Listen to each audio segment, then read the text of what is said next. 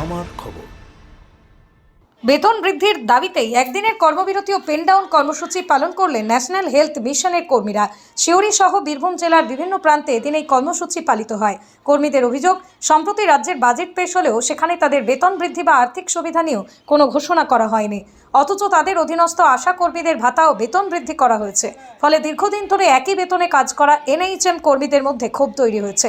আন্দোলনকারীদের দাবি, তারা সরকার বিরোধী কোনো আন্দোলন করছেন না, সরকারের দৃষ্টি আকর্ষণ করতেই কর্মসূচি নেওয়া হয়েছে। তাদের বক্তব্য, সারা মাস কঠোর পরিশ্রম করে মাত্র 6,500 টাকার বেতনে বর্তমান দ্রব্যমূল্যের বাজারে সংসার চালানো অত্যন্ত কঠিন হয়ে পড়েছে। কর্মীরা দ্রুত বেতন বৃদ্ধি ও চাকরির নিরাপত্তা সংক্রান্ত দাবি বিবেচনার জন্য সরকারের কাছে আবেদন জানিয়েছেন।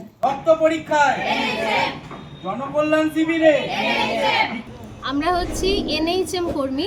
এনএইচএম হচ্ছে আমাদের ফাদার, তার আন্ডারে আমাদের এনআরএইচএম মানে national rural health mission, NOHM national urban health mission এবং 15 ফিনান্স, এই কটা প্রজেক্ট চলে। এবার এই বর্তমান সরকারের কাছে আমরা খুবই আশাবাদী যে উনি যেমন রাজ্য বাজেটে রিসেন্টলি সমস্ত সরকারি কর্মচারীদের কথা ভেবেছেন, সেরকমই আমাদের এনএইচএমের যারা কর্মরত এমপ্লয়ি, যারা আমরা কন্ট্রাকচুয়াল একটা ফিক্সড রিমুনারেশন পাই, তাদের কথা উনি খুব ভালোভাবে ভাববেন, এটা নিয়ে আমরা প্রচণ্ডভাবে আশাবাদী। সেই জন্য কিন্তু রাজ্য বাজেটে যেহেতু আমাদের কথা কোনোভাবেই উল্লেখ নেই, সেই জন্য আমরা আমাদের আওয়াজ পৌঁছে দেওয়ার জন্য আজকে এই কর্মবিরতি কর্মসূচিতে বসেছি। কারণ যদি স্বাস্থ্য ব্যবস্থায় দেখা যায় তাহলে 80% এমপ্লয়ি কিন্তু এই এনএইচএম যারা কন্ট্রাকচুয়াল এমপ্লয়ি এবং 20% এমপ্লয়ি হয়তো এখানে পার্মানেন্ট। তো আমাদের কাজ রুখলে কিন্তু স্বাস্থ্য পরিষেবা বেহাল হয়ে যাবে। তাই আমাদের আওয়াজ শুধুমাত্র আমাদের স্বাস্থ্যমন্ত্রী এবং আমাদের যিনি সিএম আছেন ওনার কাছে পৌঁছানোর জন্য। আমি জানি উনি খুবই জনদরদি মানুষ, উনি আমাদের কথাটা ভাববেন। এই বার্তা পৌঁছানোর জন্য আজকে আমাদের কিছু দাবি আছে, সেই দাবিগুলো আমি পরপর বলছি। সেটা হচ্ছে সম কাজে সম বেতন দিতে হবে, এর অলরেডি একটা অর্ডার আছে। তাই আমরা এখনও অবধি ওয়েস্ট বেঙ্গলে সমকাজে সমবেতন পাই না।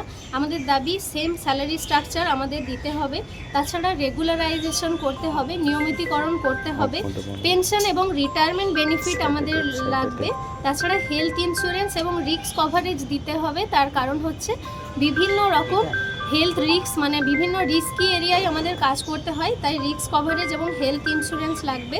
পিএফ বেনিফিটের জন্য আমরা আবেদন করছি।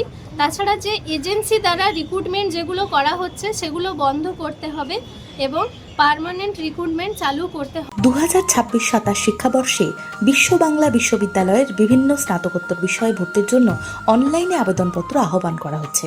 আবেদন প্রক্রিয়া চলবে 11 জুন 2026 থেকে 27 জুন 2026 পর্যন্ত।